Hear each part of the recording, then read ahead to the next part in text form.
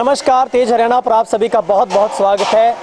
वर्ष 2019 देश की राजनीति में कुछ नए अनुमानों के साथ आया है, जहां पर तमाम पार्टियां अपनी अपनी विचारधारा को प्रदर्शित करने के लिए तरह तरह के ऐसे प्रचार प्रसार के तरीके बना रही है, जहां पर पूरा देश इस मिजाज को समझ भी रहा है, क्योंकि ये पूरा साल है वो एक राजनीति की बिसात बसाने में लगा, जहां पर देश की राजनीति की दशा और दिशा भी तय हो जाएगी। ऐसे में हरियाणा, अगर राजनीति चौधर में बात आती तो हरियाणा का नाम सबसे पहले आता है, क्योंकि हरियाणा ने देश को न सिर्फ मुख्यमंत्री दिया है बल्कि देश का उप प्रधानमंत्री, यानी कि हरियाणा का नाम आते ही ताऊ देवीलाल का नाम सबसे पहले आता है। तो ऐसे में अब हरियाणा की राजनीति में भी नया दिशा और दशा देने का जो पराक्रम है वो शुरू हो गया है, क्योंकि हरियाणा की सबसे बड़ी पार्टी आईएनएलडी की विचारधारा अब तो दो तरीकों में, यानी कि दो भागों में बंटी है, जहां पर एक तरफ आईएनएलडी है तो दूसरी तरफ जेजेपी है।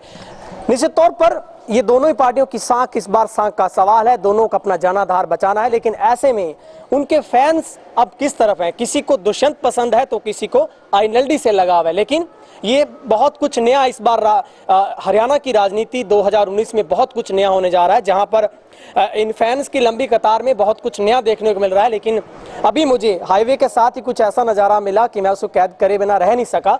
ये भाई रमेश बिश्नोई बड़ोपल से हैं, जो चलते फिरते अपनी इस जीप के माध्यम से जेजेपी पार्टी का प्रचार और प्रसार कर रहे हैं, जहां पर इन्होंने अपनी गाड़ी को एक अलग तरीके से एक डिज़ाइन दिया है, जिसकी शेप अलग तरीके से डिज़ाइन की गई है। और इस फैंस का प्यार देखिए आप, ये जहां भी जाता है दुष्यंत के वो गाने बजते हैं, जिस भी प्रोग्राम में जाते हैं वहां पर उसी प्रोग्राम के होल्डिंग जीप के साथ लग जाते हैं। अगर इनके बाइक्स की बात करें तो बाइक्स के ऊपर भी आपको जेजेपी का नारा और साथ में ताऊ देवीलाल जी की जो तस्वीर है वो साथ में दिखेगी। मैं बिश्नोई जी हैं जो बड़ोपल से, रमेश जी उन्हीं से जानने का प्रयास करता हूँ। रमेश जी बड़ोपल से आप, अब डवाली में आपका स्वागत है सबसे पहले तो सर। Welcome sir, welcome. कैसे आप कब से इस विचारधारा से जुड़े हैं सर? क्या आप पहले आईएनएलडी के फैन भी थे? सर हम पहले ताऊ देवीलाल के टाइम से, मेरे दादाजी के टाइम से हम आईएनएलडी से जुड़े हुए हैं गांव में।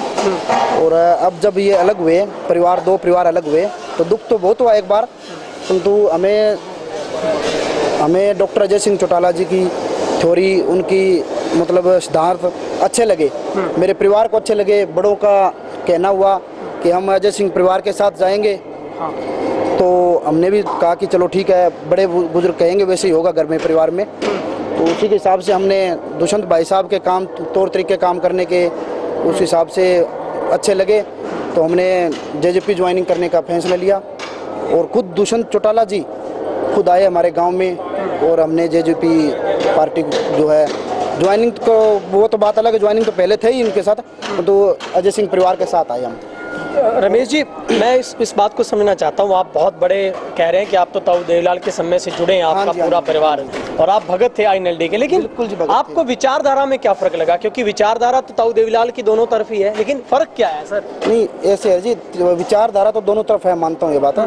तो जो विचारधारा दुष्यंत चौटाला जी में है वो विचारधारा और किसी में नहीं है। दुष्यंत चौटाला जी के जो काम करने के तौर तरीके वो सेम टू सेम ताऊ देवीलाल से मिलते जुलते हैं, चाहे वो साइबर चौपाल मान लो, चाहे पानी की सप्लाई के लिए टैंकर वितरित मान लो, चाहे ढाणियों में बिजली पहुंचाने का काम मान लो। आप अगर आप जाओगे कभी तो हिसार लोकसभा में जाके देखना, मान लो कि उनके जो काम करने के तौर तरीके हैं ना, वो सेम टू सेम ताऊ देवीलाल के तरीके से चल रहे हैं। अच्छा, ये आपको विचार कैसे माइंड में आया कि आप जीप तो आपके पास पहले से ही थी, और आप बता रहे हैं कि कलर भी इसका पूरा येलो था? हाँ, पूरा लेकिन येलो था। कितना खर्च आया, कैसे दिमाग में आया कि क्यों ना ये भी? बात तो अलग है, जैसे कहते हैं शौक बड़ी चीज होती है, तो ये एक भाई दुष्यंत चौटाला के प्रति हमारा प्यार है। जेजेपी पार्टी का प्रचार करने का अलग तरीका देखा कि कोई बाइक से, कोई कुछ। एक मेरे भाई ने देखा होगा, आपने 2 स्पीकर लगा कर बुलेट तैयार करवा रखी है, रॉयल एनफील्ड तैयार करवा रखी है। अगर आप पूछोगे इसमें कितना खर्चा है, तो उन्होंने पहले तो रॉयल एनफील्ड 1.5 लाख 1.25 लाख की खरीदी है, उसके बाद में उसको झंडे लगाए हैं, स्पीकर लगाए हैं, वो बात अलग है। वो शौक एक बहुत बड़ी चीज़ होती है। अच्छा। हमें लगा कि ऐसे करें, शौक है ये, इसको तैयार करवाएं गाड़ी को और पार्टी का प्रचार प्रसार करें, तो हमने ये करवा लिया। अच्छा रमेश जी, जब आप किसी पार्टी के दफ्तर से निकलते हैं, आप अमूमन आप चाहे आप कांग्रेस के दफ्तर से निकले या आईएनएलडी के, तो कैसा रिएक्ट रहता है लोगों का? आपको लोग क्या कहते हैं सर? कैसा? मेरे गांव में कल, मेरे खुद के गांव बड़ोपल में कल हरिचुनरी चौपाल था, नैना जी चौटाला खुद आए थे, तो मेरे गांव के अंदर मैं 5 दिन हो गए, मेरे फतेहाबाद हल्के के अंदर इसी गाड़ी से प्रचार कर रहा था हरिचुन्नी चौपाल का। तो मैं फतेहाबाद के अंदर बीजेपी के कार्यालय के कल फतेहाबाद के अंदर कांग्रेस का कोई प्रोग्राम भी था, कुलवीर बेनीवाल जी का था, पता नहीं किसका, गाड़ियाँ घूम रही थी। तो उन्होंने भी मेरे को रोक के पूछा था कि गाड़ी तुमने ख़राब करवा ली क्यों, ऐसे ऐसे है। तो मैंने वही कहा कि आप भी तो टाइम बर्बाद कर रहे हो, आपका भी है। रमेश जी, दुख नहीं होता आपको कि ताऊ देवीलाल का परिवार था और अब 2 भागों में बंट गया? आप कभी कल्पना करते हैं कभी इकट्ठा हो जाए तो मज़ा आ जाएगा? होता है, पहले करते थे। एक बार जब थोड़ा बहुत उनका हुआ था ना आपसी में, उस टाइम सोच रहे थे कि एक अलग होने से बचा कि इनमें मतभेद जो है वो ख़त्म हो जाए और एक में ही फ़ायदा है। क्योंकि अब की बार सबको, किसी को भी, मेरे जैसे छोटे कार्यकर्ता से मान के और जो पद ले रखे हैं, बड़े पदों पे बैठे हैं, उन तक ये मान रहे थे कि अब की बार सरकार आएगी। क्या रमेश जी, आप INLD के आप तो पुराने साथ रहे और JJP का तो अभी 1 वर्ष भी नहीं बीता है, क्या मान सम्मान में सर कमी लगी आपको कि अब मान सम्मान आपको ज़्यादा मिल रहा है, प्यार मिल रहा है, पहले नहीं मिलता था?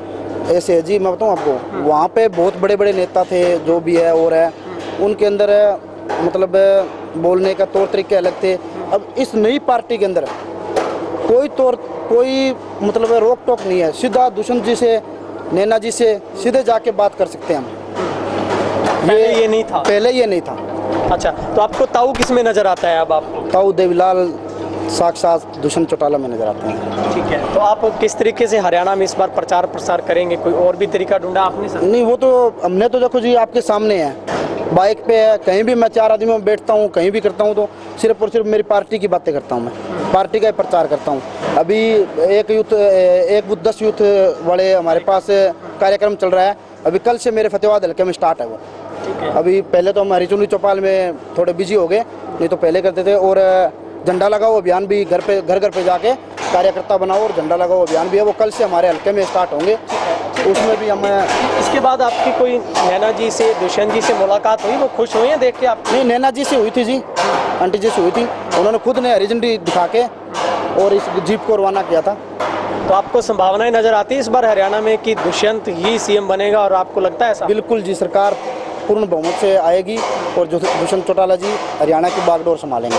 ठीक है, और हरियाणा का विकास भी ताऊ देवीलाल की तर्ज पे होगा। ठीक है, चलिए, बहुत बहुत शुक्रिया sir. Welcome sir, thank you. ये थे हमारे साथ वो फ़ैन जो JJP के फ़ैन, और बता रहे हैं कि उन्हें उस विचारधारा से वो प्रभावित है, क्योंकि इन्हें तो JJP पार्टी में और दुष्यंत चौटाला में ताऊ देवीलाल ही नज़र आता है। लेकिन ये इनका ऐसा मानना है, किसको क्या नज़र आता है ये तो आने वाला वक्त तय करेगा, क्योंकि वर्ष 2019 हरियाणा की राजनीति में बहुत कुछ नया, तो बहुत रिकॉर्ड टूटेंगे और कई रिकॉर्ड कायम हो जाएंगे। खैर, सब कुछ वक्त पर टिका है। आप हमारी वेबसाइट को लॉगिन करें www.tejhariana.com। बहुत बहुत शुक्रिया।